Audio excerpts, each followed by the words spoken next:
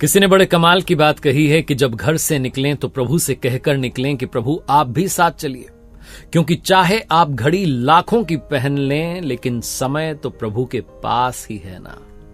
नमस्ते, मैं हूं आरजे कार्तिक। एक बड़ी छोटी सी कथा, एक कहानी है, सच्ची घटना है।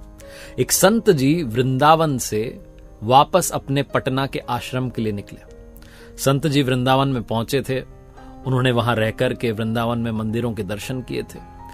एक दुकान से लड्डू खरीदे थे, मंदिर में जाकर के प्रसाद चढ़ाया था। वो लड्डू का डिब्बा अपने साथ अपने बैग में लेकर के वापस जा रहे थे कि वहां आश्रम में जो बाकी के साथी हैं उनमें बांट दूंगा प्रसाद।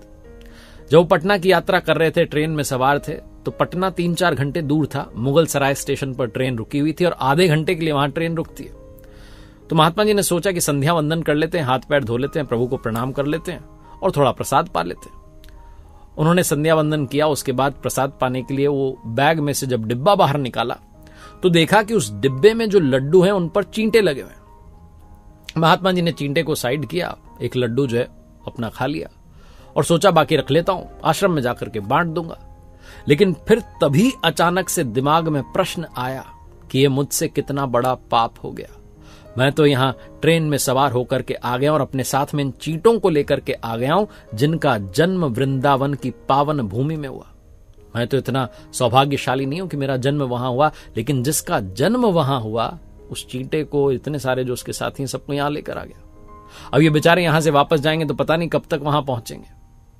पता नहीं उनके दिमाग में क्या आया, वो ट्रेन से उतर गए और अगली ट्रेन की प्रतीक्षा की जो वृंदावन की ओर ले जाती है, मथुरा स्टेशन पर ले जाती है।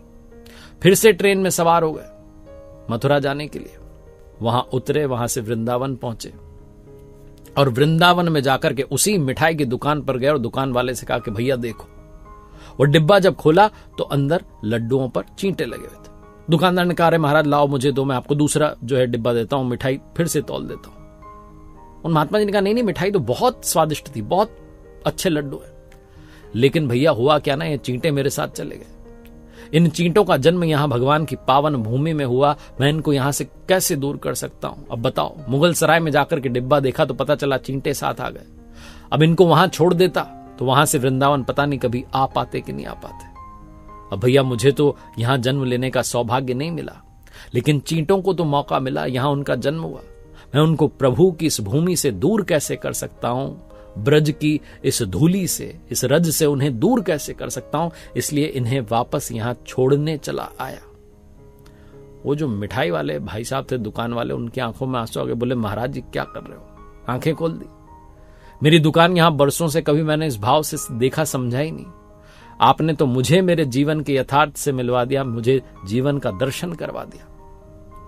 सुनने में आपको कहानी लगेगी, सुनने में लगेगा अरे क्या घटना है, लेकिन सत्य तो यह है कि भाव बस से भगवान, जिसके हृदय में पवित्र भाव होते हैं, प्रभु सिर्फ उसी को दर्शन देते हैं, उसी की बात को समझते हैं, उसे ही समझाते हैं।